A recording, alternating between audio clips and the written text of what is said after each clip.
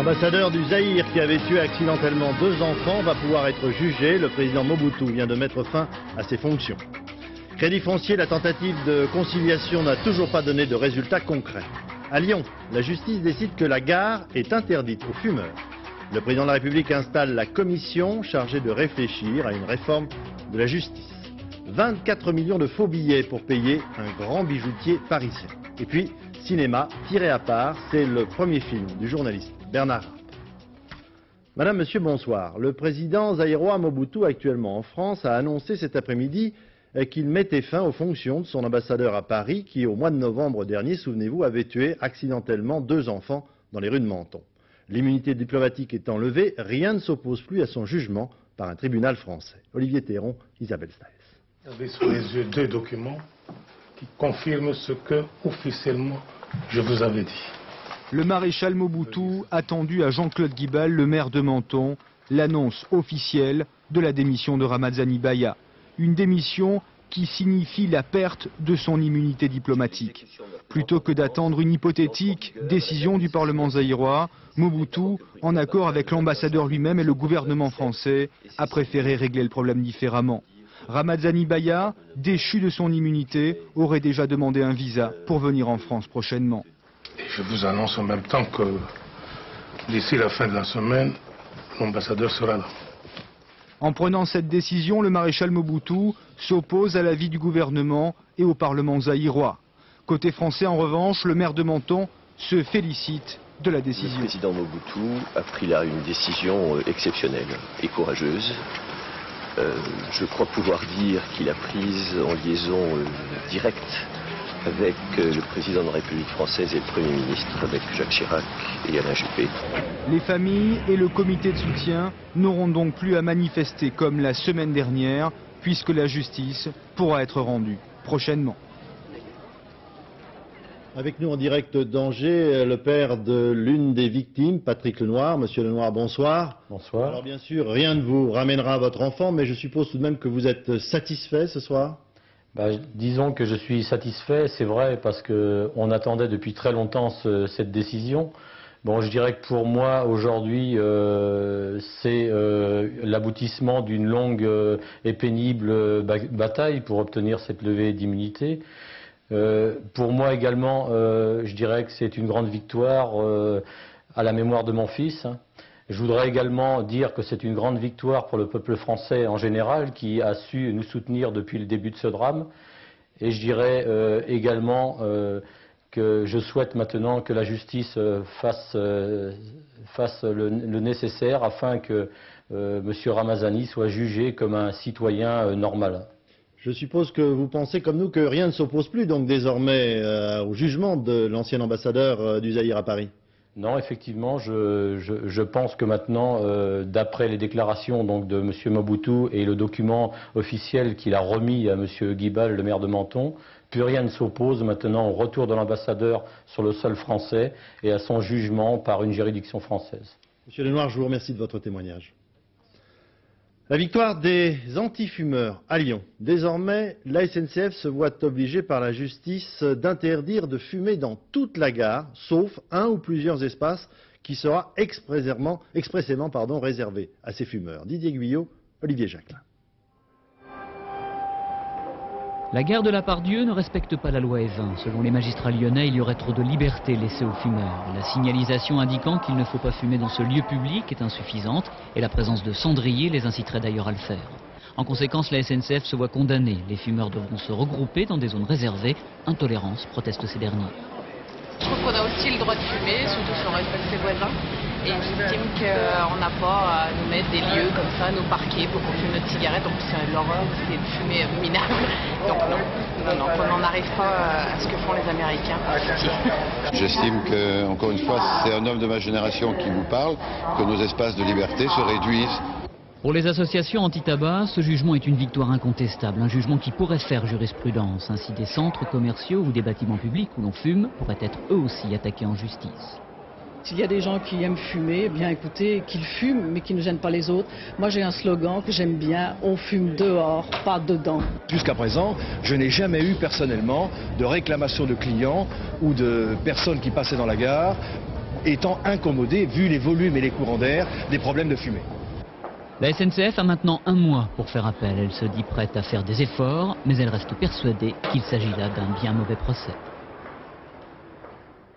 Honfleur, ville morte aujourd'hui. Les personnels de l'entreprise Akai, actuellement en redressement judiciaire, avaient décidé de manifester. Sans repreneur, l'usine fermera dans 3 mois et actuellement Akai, il faut le savoir, est le plus gros employeur de la ville qui compte déjà près de 15% de chômeurs. Philippe Visserias, Jean-Louis Normande. C'est l'un des ports les plus pittoresques de Normandie, destination préférée des Parisiens au week-end. Aujourd'hui, Honfleur a voulu rappeler que derrière cette image touristique, il y a une ville qui a peur pour ses emplois et qui entend se battre. Ultralibéralisme ! Non, non, non ! Les salariés de l'usine Akai ont appelé les commerçants à fermer leurs boutiques pendant 1 heure en signe de solidarité. Oui, oui, oui.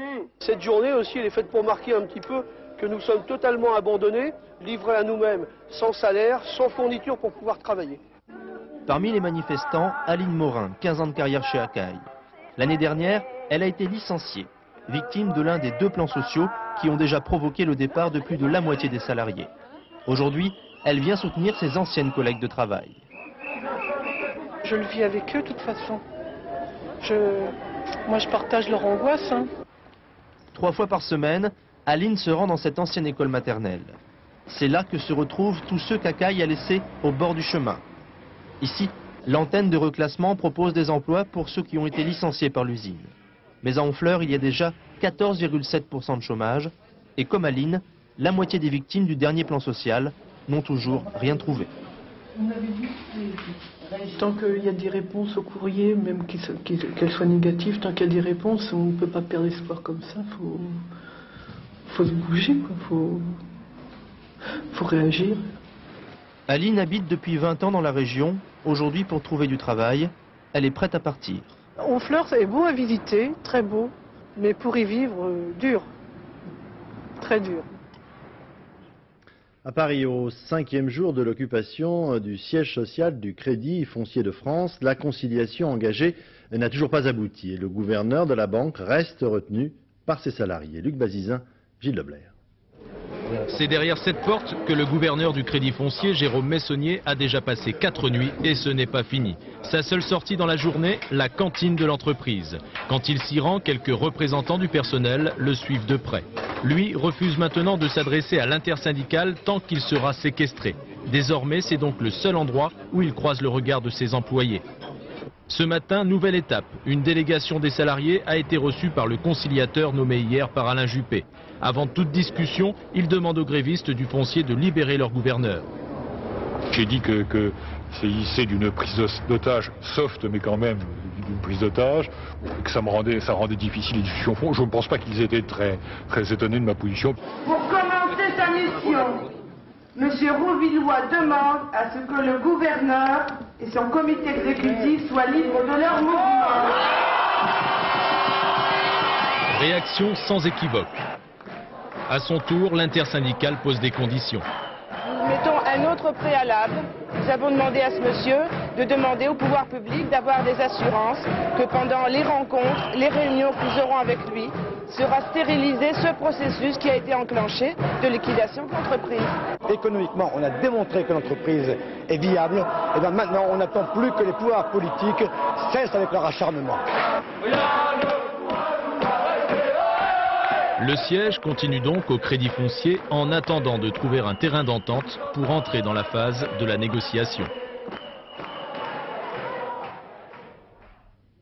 Après la décision du gouvernement de baisser le taux d'intérêt des plans d'épargne logement, les PEL, à partir de jeudi, il vous reste donc, si vous êtes intéressé, 24 heures pour bénéficier des anciennes conditions. Et certains n'hésitent pas justement à en profiter. Jean-Paul Chapelle, François Granier. 5,25%.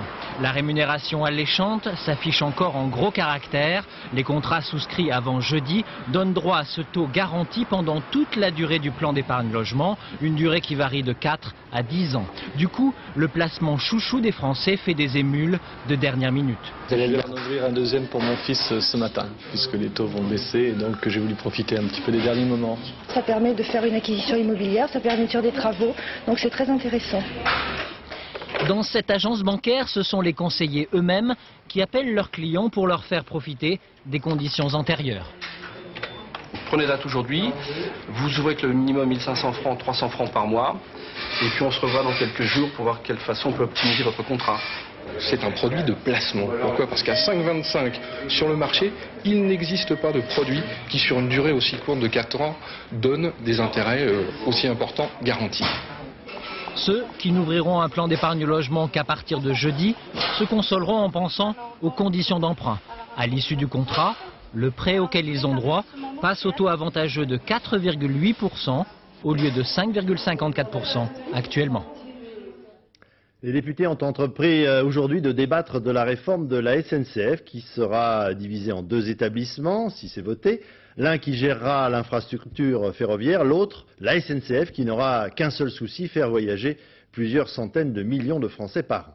La crainte de certains syndicats, comme la CGT, c'est le démantèlement de l'entreprise, démenti par le ministre des Transports, Bernard Ponce. En revanche, il y aura bien une régionalisation des chemins de fer français. Pascal Golomer, Luc Bachofen. Ne cherchez pas le train, ici en gare de Brousse et dans un autocar que montent les voyageurs, direction Chartres. En fait, des trains il y en a encore, mais aux heures de pointe. Pour le reste, la SNCF et la région Centre, qui financent, ont préféré transférer la liaison sur la route, avec un argument qui se veut irréfutable. Un car coûte 10 francs du kilomètre, un train coûte de 50 à 70 francs du kilomètre. Il n'est pas raisonnable de transporter quelques personnes dans un train dans ces conditions. L'autocar moins cher parce qu'il roule sur des routes qu'il n'a pas payées, alors que la SNCF, elle, doit entretenir son réseau et ses gares. À bord d'un train, il y a au moins un conducteur et un contrôleur. Dans un car, le chauffeur est tout seul et il coûte bien moins cher qu'un cheminot. Le conducteur SNCF, approximativement, il gagne dans les 10-12 000 francs. Moi, j'en gagne la moitié. L'autocar plus économique, mais pas idéal pour tout le monde. Faute de train, certains voyageurs préfèrent prendre leur voiture personnelle, et cette fois, ça coûte cher à la collectivité. Il faudrait aussi considérer l'amortissement de chaque voiture, de chaque personne qui prend son propre moyen, avec sa consommation, avec ses problèmes d'assurance, en ajoutant tous les risques d'une augmentation de trafic sur ces routes. Mais lorsque tous les conseils régionaux auront à choisir entre le train et l'autocar, sur les nombreuses petites lignes déficitaires, ils ne calculeront peut-être pas au-delà d'une simple rentabilité à court terme. Le Premier ministre a décidé cette année de laisser les patrons d'entreprises publiques libres de leur politique salariale. Il n'a pas envoyé, comme la tradition le veut, chaque année une lettre de cadrage des salaires. Après son discours d'hier soir, le président de la République a installé officiellement aujourd'hui la commission chargée de la réforme de la justice. Dominique Verdeillan, Jean Cornu. Ils sont magistrats, avocats, sociologues, juristes, journalistes, professeurs, philosophes. Aujourd'hui, le chef de l'État leur confie une mission, réfléchir sur les grands principes de la justice. Je vous demande d'étudier les modalités et les conséquences d'une situation nouvelle dans laquelle le parquet ne serait plus subordonné au garde des Sceaux et, éventuellement même, ne serait plus hiérarchisé. Nous sommes conscients, devait répondre Pierre Truche, qu'il y a une attente faite de crainte pour certains, d'espoir pour d'autres, mais 5 mois pour réfléchir, c'est peut-être un peu court. Monsieur le Président de la République, vous nous accordez 20 semaines, ce qui est un peu court, mais finalement on voit dans l'histoire que quelquefois des commandes qui sont passées quelques jours avant une représentation à des grands auteurs ont donné lieu à des chefs-d'œuvre.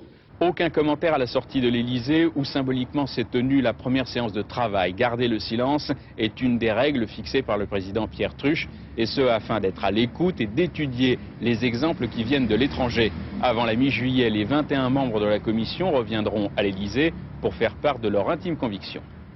En dehors des grandes affaires politiques, l'un des objectifs de cette réforme est de simplifier la justice au quotidien, de ne plus encombrer les tribunaux avec de petites affaires qui pourraient se régler à l'amiable. Exemple, à Paris, une procédure a été engagée entre un syndic d'immeuble et un gérant de boulangerie pour une sombre histoire de clés. Valérie Hermite, Pascal Stelletta.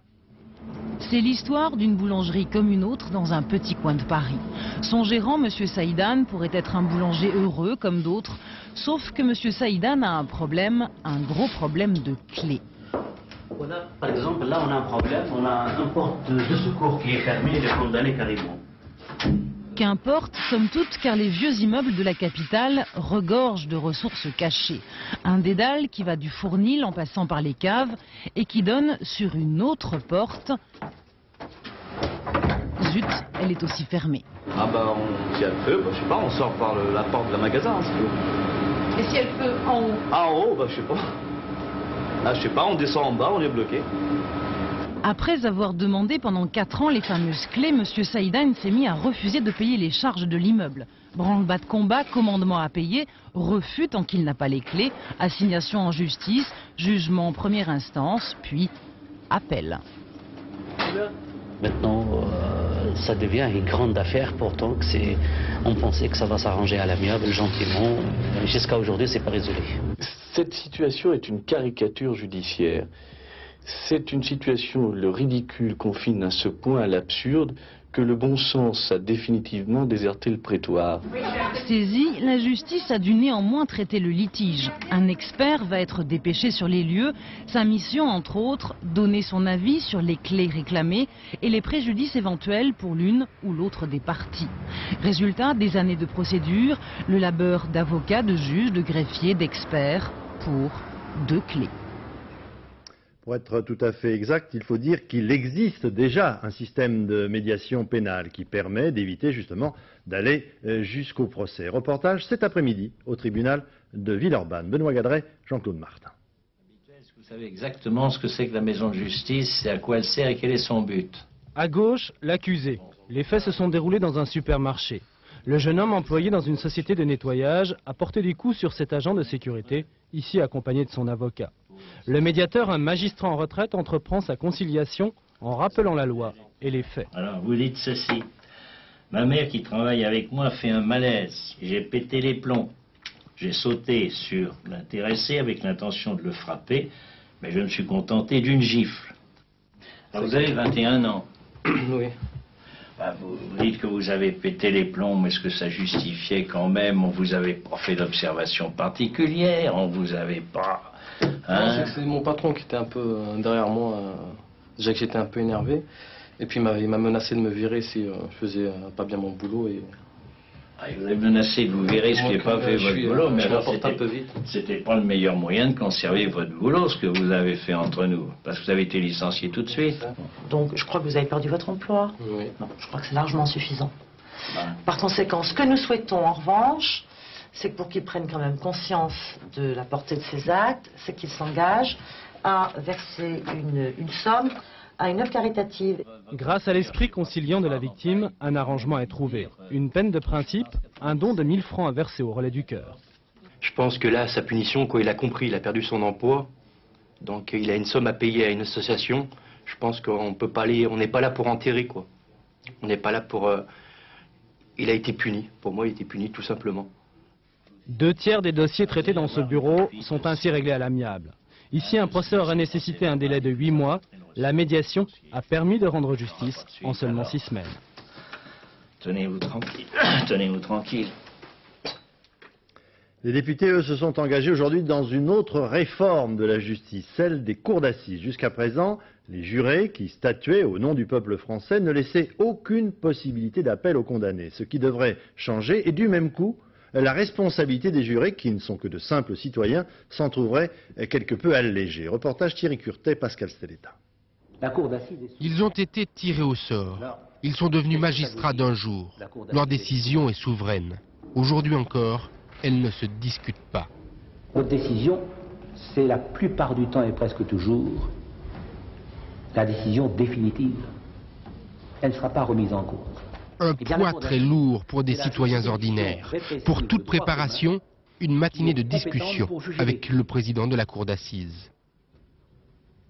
Impressionnant. Oui, vraiment, hein, vraiment. Je suis très impressionnée par l'attitude des magistrats et tout. C'est une drôle de chose quand même. Hein. Le jury populaire juge les crimes, les actes les plus graves. Les condamnations sont donc sévères. Il acquitte rarement, moins de 10% des cas. Après coup, le jury vit ces moments-là parfois péniblement. C'est une responsabilité très lourde parce qu'on a la conscience que la responsabilité ne se partage pas. À une voix près, on peut effectivement envoyer quelqu'un en prison et l'acquitter. Et j'ai appris que des gens avaient été soignés psychologiquement suite à des décisions qu'ils ont été amenés à prendre lors de la délibération. Il faut se promettre d'agir sans haine et puis d'essayer d'analyser le problème et puis qu'il y a des choses qui doivent être punies quand même. Et dans mon caractère, je sais prendre des décisions, alors ça n'a pas été trop lourd pour moi. Les associations d'anciens jurés ont milité pour le changement. Le projet de loi permettra désormais aux condamnés, mais aussi à l'accusation, de faire appel. La décision des jurés pourra donc être remise en cause. Ils auront la conscience plus tranquille à partir de 1999. Deux séries d'interpellations dans les milieux islamistes en France qui ont abouti aujourd'hui à 22 arrestations. La première a eu lieu à Marseille, Nice et Paris. La seconde s'est étendue à l'est de la France en coopération avec la police allemande qui elle-même a opéré sur son propre territoire. La terreur encore aujourd'hui en Algérie. 16 personnes auraient été tuées dans l'explosion d'une voiture piégée à Alger au passage d'un autobus. Par ailleurs, on a appris que 49 fidèles d'une mosquée avaient été tués sauvagement samedi dernier à Médéa. À Belgrade, les manifestants continuent de défiler. Ils ont une bonne raison. La Cour suprême de Serbie est revenue aujourd'hui sur une victoire de l'opposition dans une ville de province. Sachez également que Jean-Marie Le Pen est à Belgrade pour rencontrer des leaders nationalistes serbes. Il y a un mois, très exactement, dans un petit village irlandais, des passants retrouvaient le corps de la femme du producteur de cinéma, Daniel Toscan du Plantier. Depuis, l'enquête n'a guère progressé. Et hier soir, la télévision irlandaise consacrait une édition spéciale à cette énigme policière. Londres, Étienne Lénard. Le 20 décembre dernier, Sophie Toscan du Plantier est bien arrivée seule à l'aéroport de Cork en provenance de Paris. L'image captée par les caméras de sécurité en témoigne. On Crime Line tonight, Sophie Toscan du Plantier. Hier soir, les hommes du superintendant Smith ont porté leur enquête sur la place publique à la télévision irlandaise. Une émission à l'américaine, des dizaines d'appels d'habitants de la région où la jeune femme a été assassinée il y a un mois, jour pour jour. Les policiers sont désormais convaincus qu'ils trouveront la solution à ce meurtre en Irlande. Dès hier soir, l'une de leurs hypothèses a pu être écartée. Une voiture rouge nous avait été signalée tournant dans la région au moment de Noël. Eh bien ce soir, son propriétaire a appelé. En fait, il prenait des photos dans le coin. Nous allons l'interroger et vraisemblablement abandonner cette piste. Sur la lande autour de la Maison Blanche, dans laquelle Sophie Toscan du Plantier était venue passer quelques jours, le mystère demeure. On évoque discrètement la présence ces dernières semaines d'un rôdeur aperçu ici et là. Est-ce à cet homme que l'épouse du producteur de cinéma a ouvert? Est-elle sortie parce qu'elle entendait du bruit? Comment les voisins, pourtant si proches, n'ont-ils rien entendu? Autant d'interrogations qui, dans ce coin magnifique et reculé, ont installé le doute et la peur. Si je commence à dire que c'est vous et que c'était le voisin qui a fait le coup, alors après c'est moi qui vais risquer ma peau. Vous croyez pas? Les femmes qui habitent seules dans les maisons assez isolées, et oui, elles sont peu, toujours. Ouais. En un siècle, un seul crime a été commis ici, une dispute familiale, alors l'assassinat d'une Française a bouleversé tout le monde. Le traumatisme est très profond parmi les habitants. À la peur de découvrir que le meurtrier est l'un des leurs, se mêle la crainte que les policiers ne trouvent finalement jamais rien et que le doute demeure dans une région qui accueille chaque année des dizaines de milliers de visiteurs. Le célèbre commissaire Broussard fait valoir, comme l'on dit, ses droits à la retraite après des années de bons et loyaux services. Celui qui fut, en son temps, le premier flic de France, écrit ses mémoires, sa part de vérité. Il revient sur plusieurs enquêtes célèbres qu'il a eu à mener, notamment son face-à-face avec l'ennemi public numéro 1, Jacques Messrine, qu'il finira par abattre. Notre enquête de ce soir, menée par Michel Fine, Vincent Maillard, est intitulée « Mémoire d'un flic ». Les images ont plus de 20 ans. Un petit pavillon de Brest, une vieille femme prise en otage. Après 37 heures de négociations, les malfaiteurs acceptent de se rendre. C'est le premier succès de Robert Broussard. C'est aussi la première apparition à la télévision du policier au collier. Alors je lui dis, il existe encore une troisième solution, c'est de se conduire en homme, en beau truand, et qu'il se rende.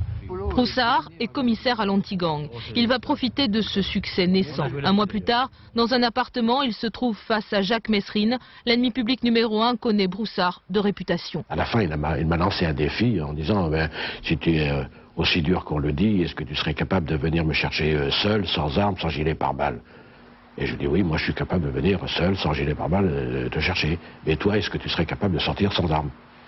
Et puis finalement, cette espèce de défi nous a permis de nous jauger l'un et l'autre. Et il est sorti avec un énorme cigare à la bouche et me tendant les poignets en me disant tu trouves pas que c'est une arrestation qui a de la gueule? Et il y avait une jeune femme dans l'appartement et il a dit, en claquant des doigts, parce qu'il avait cette manie de claquer les doigts, en disant du champagne pour ces messieurs, ce sont des hommes, ce sont des vrais, buvons le champagne. Le second face-à-face sera plus tragique. De novembre 79, Mesrine est encerclé par les voitures des policiers de l'anti-gang et de l'office de répression du banditisme. Il le voit plonger la main sous son siège. Là, il y a un sac avec des grenades. Les policiers tirent. Mesrine est abattu. Il y a combien de temps, commissaire, que vous le suiviez? Vous aurez les détails tout à l'heure les détails. Il n'y a pas eu de bavure? Je vous signale, non, absolument pas, la preuve. Ça ne pouvait pas se passer autrement. Quand on me dit, par exemple, que nous n'avons pas laissé de chance à Mesrine, la chance qu'il a eue, c'était de se rendre lorsqu'on lui a dit « police, ne bouge plus ». Et il est resté pétrifié, je le revois encore pendant très peu de temps, certes, mais pétrifié sur son volant. Il me voit sur sa gauche, mais là, il a compris qu'il était véritablement piégé. Il l'avait dit, il l'avait écrit. Le premier qui tirera aura raison et il ne voulait pas retourner en prison. Des regrets, Robert Broussard en a beaucoup. 2 août 78, la prise d'otage à l'ambassade d'Irak. Une fusillade éclate alors qu'après de longues discussions, Broussard emmène le preneur d'otages. À ce moment-là, il y a des coups de feu qui claquent de partout, des fenêtres, de la rue, je ne comprends pas trop. Mais en revanche, ce que je vois, c'est un membre de l'ambassade qui court vers la rue de la Faisanderie avec l'arme à la main. J'ai couru avec 2 ou 3 autres inspecteurs vers ce représentant de l'ambassade. La fusillade a fait 1 mort, un inspecteur de la crime. Le diplomate irakien qui a tiré ne sera pas jugé mais expulsé dans son pays. Solidaire avec les policiers, Broussard dira qu'il s'est senti trahi. J'étais fier d'avoir été jusqu'au bout un flic de la police nationale française. 20 ans plus tard, au ministère de l'Intérieur, Robert Broussard referme le livre des souvenirs devant les plus grands policiers rassemblés. Il tourne la page. C'est vrai, ça rend nostalgique, mais enfin, il faut garder... et se dire surtout que tu as eu la chance de vivre des émotions à nul autre pareil et tu as vécu pleinement une vie professionnelle. Ça laisse quand même de bons souvenirs. Et voilà une affaire qui aurait pu être confiée au commissaire Broussard. Un grand bijoutier parisien de la place Vendôme, alléché par une très grosse affaire, s'est fait rouler. Il a été payé en monnaie de singe, c'est-à-dire en faux billets grossiers. Voici l'histoire telle que nous l'avons reconstituée. Mathieu Huchet, Patrice Randen, Alain Poirier. Il était une fois la place Vendôme, un pays merveilleux où coulaient des rivières de diamants. Au 2 de la place Vendôme prospérait un bijoutier. Un jour, 2 Italiens se présentèrent à lui, lui tenant à peu près ce langage. Nous travaillons pour un prince arabe. Nous voulons blanchir de l'argent issu d'un trafic d'armes. Donnez-nous pour 12 millions de francs de bijoux. Nous vous donnerons le double en Deutschmark. Par la proposition alléchée, le bijoutier conduisit ses nouveaux amis italiens à l'ombre des regards indiscrets dans cet hôtel. Échange effectué, les Italiens prirent la poudre d'escampette, le bijoutier, lui, ouvrit la mallette. À l'intérieur des liasses de 1000 marques, photocopie de billets. Au recto, la mention facsimilée, au verso, la signature, non pas du patron de la Bundesbank, mais de Walt Disney. À trop écouter les 2 Italiens dont l'audace se rapporte au ramage, le bijoutier venait de se faire plumer. Les 24 millions envolés, les 2 Italiens envolés également. Désormais, ils ont la police aux trousses, mais peut-être apprendront-ils un jour que bien mal acquis ne profite jamais. Le bijoutier, lui, jure, mais un peu tard, qu'on ne l'y reprendra plus. Les écoliers du Haut-Rhin risquent d'être privés de classes de neige et de sorties en général. En effet, l'inspecteur d'académie estime que l'école publique doit être totalement gratuite. En conséquence, il est contre toute participation des parents à l'occasion d'une sortie, quelle qu'elle soit. Ludovic Fossard, Sylvain Gauthier. Il y a ceux qui savent déjà en faire. Et puis il y a tous les autres, ceux qui comptent sur les classes de neige pour apprendre à skier, ou du moins qui comptaient jusqu'à aujourd'hui, jusqu'à cette circulaire de l'inspecteur d'académie du Haut-Rhin qui exige que tout soit gratuit à l'école. L'enseignement est gratuit parce qu'il est obligatoire. Et pourquoi est-il obligatoire? C'est parce que les législateurs d'autrefois et le législateur actuel souhaitent donner à tous les enfants les mêmes chances. C'est la notion d'égalité. L'enseignement doit contribuer à cette égalité, il est donc obligatoire, et comme il est obligatoire, il est gratuit. Et ce n'est pas le cas de l'enseignement du ski dans les écoles de Mulhouse.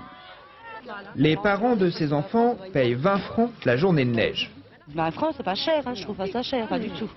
20 francs, c'est peu d'accord, mais c'est déjà trop pour certains, et donc inégalitaire.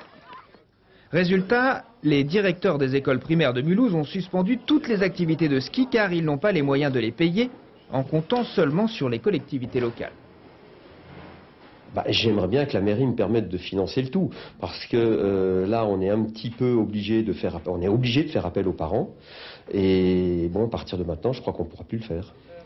Et la logique voudrait bien sûr que les piscines, les musées, les spectacles ou les cours de théâtre soient eux aussi supprimés, car eux aussi sont payés en partie par les parents. Si les enfants, surtout les enfants des quartiers défavorisés, ne vont pas au théâtre avec l'école, ils n'iront jamais au théâtre. Ça veut dire qu'ils ne bénéficieront jamais d'une éducation de leur sensibilité artistique. Et ce ne seront pas les communes qui paieront pour les spectacles, elles donnent déjà beaucoup, disent-elles. Alors l'école gratuite est certes une belle idée, mais à quel prix? En tennis, la Française Mary Pierce s'est qualifiée pour les demi-finales des internationaux d'Australie. Il faut savoir que là-bas, actuellement, le pire adversaire des champions, c'est la chaleur caniculaire. Steffi Graf s'est trouvé mal, Sampras a failli s'écrouler et Ivanisevic s'est brûlé les genoux. François Brabant. À Melbourne, tout n'a pas encore fondu, mais si ça continue, on ne reconnaîtra plus monsieur. 40 degrés à l'ombre des tribunes, environ 60 degrés sur le court, c'est plus du sport, c'est de la cuisine. Même quand on a le type latin, même quand on est numéro 1, jouer 5-7, c'est l'enfer. Hier, on a vu plusieurs filles en baver, et nous, on doit jouer 5-7 parfois. Ce sont les pires conditions dans lesquelles j'ai jamais dû jouer. Dominique Van Roost, c'est vrai, en a bavé dimanche. Déshydraté, muscles contractés, il a fallu la masser. On a l'impression d'être dans un four. Le vent est brûlant et sous nos pieds, le court est tout collant. Tout collant parce qu'un peu fondant. Dès le premier jour du tournoi, le revêtement en résine a commencé à mollir. Résultat des entorses. Du genou pour mademoiselle Hussarova, de la cheville pour mademoiselle Deville. Bref, ça peut faire mal aux jambes et ça peut taper sur la tête. Pour Steffi Graf, insolation et élimination. Goran Ivanisevic et son ventilateur se sont eux qualifiés. Mais quand le Croate a voulu s'agenouiller pour exulter, il s'est vite relevé. Depuis, il a les genoux légèrement brûlés. Aujourd'hui, le toit du central est resté fermé toute la journée et on a branché l'air climatisé. On ne l'a ouvert qu'à la nuit tombée lorsque Mary Pierce a joué. Ça n'a pas empêché la Française d'avoir très chaud contre Sabine Appelmans. Victoire à l'arraché, 6-4 au troisième set. Mary Pierce qualifiée pour les demi-finales, voilà qui ne va pas aider le mercure à tomber. À en croire les pancartes, la Française sur un court, c'est chaud. Pour se sécher les cheveux, apparemment c'est pas l'idéal, mais pour enflammer un public, l'effet Pierce, c'est parfait. Cinéma avec la sortie demain du premier film d'un journaliste que vous connaissez bien et qui, il n'y a pas si longtemps que cela, était assis à cette même place. Bernard Rapp, réalisateur d'un film policier au suspense implacable, tiré à part avec Terence Stamp, Daniel Mesguich et Jean-Claude Dreyfus. Reportage Geneviève Moll, Philippe Deslandes. À Londres, un éditeur reçoit d'un de ses auteurs qui habituellement écrit des romans de gare, un manuscrit tout à fait particulier. Il faut que tu lises mon dernier manuscrit. Bien sûr que je vais le lire. Et que je vais le traduire en anglais, comme d'habitude. Non, tu ne comprends pas. C'est important. Par un hasard diabolique, le roman donne la clé d'un drame que l'éditeur a vécu 30 années plus tôt. Et cet éditeur va mettre au point une machination diabolique. Cette machination est plus qu'une simple machination policière. C'est aussi réellement une destinée. Et de ce point de vue-là, toute proportion gardée, bien sûr. Je ne dis pas qu'il y a le lyrisme ou l'épisme du théâtre grec de Échille, Sophocle ou Euripide ou je ne sais qui, bien sûr. Mais enfin, oui, ça rappelle ça. C'est absolument parfait, c'est implacable et il n'y a aucun moyen de faire autrement. Tu m'as étonné. Pour servir ce drame dans la plus pure tradition du film noir psychologique, à côté d'un Terence Stamp qui joue la statue du commandeur et d'un Daniel Mesguich haïssable à souhait, Maria de Medeiros, elle aussi va se venger.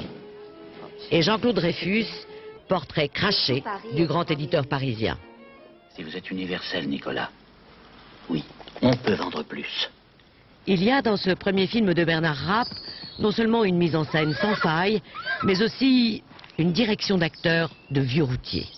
C'est un travail avec eux, je dirais, d'approche, de discussion et également de manipulation, parce que le metteur en scène est le seul qui sait tout, donc il peut jouer avec eux. C'est tout ça à la fois. Et puis il y a la générosité des comédiens qui apportent, qui donnent. Il faut aussi se nourrir, ça va dans les deux sens.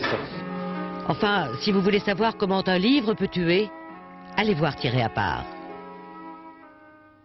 La Haute Couture, 97, l'été, après la folie des dernières 48 heures, retour à un certain classicisme qui ne manque pas de charme d'ailleurs, avec Lagerfeld pour Chanel et Christian Lacroix. Nicole Cornu-Langlois, Bernard Connor.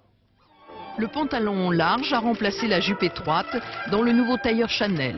La veste galonnée demeure mais s'ouvre sur la peau tatouée. Oubliez le chemisier de soie. La nudité met en valeur les bijoux joaillerie créés spécialement pour cette collection. Face à l'explosion créative et incontrôlable des nouveaux mousquetaires de la haute couture, Karl Lagerfeld a réagi en prenant hauteur et distance aristocratique. Voyez, jeune loup, ce qu'un ancien sait faire. Élégance épurée, évanescente, sobriété des couleurs, avec juste une pointe de rouge passion et des aigrettes agressives. Quant à Christian Lacroix, fidèle à son constant souci d'innovation, il renouvelle ses sources d'inspiration par un certain orientalisme tout en respectant ses profondes convictions. Mélange, métissage, audace, charme. On a senti cette dynamique, c'est formidable quand il y a un sang neuf et que justement on cesse de dire que la couture est morte. Cette bonne santé ambiante, je crois qu'on a tiré ça à notre identité et tout en ne cherchant pas à jouer sur un autre registre que le nôtre. Un registre personnel et universel, soirée indienne ou tradition artisanale. Des robes qui ont une âme, qui respectent l'esprit et le corps de la femme. La nouvelle décennie Lacroix s'annonce à l'image de cette mariée, altière et flamboyante. Voilà, ce journal est terminé. Le dernier journal aura lieu vers 0h30. C'est Isabelle Stess qui vous le présentera. Je vous souhaite une excellente soirée. Bonsoir, à demain.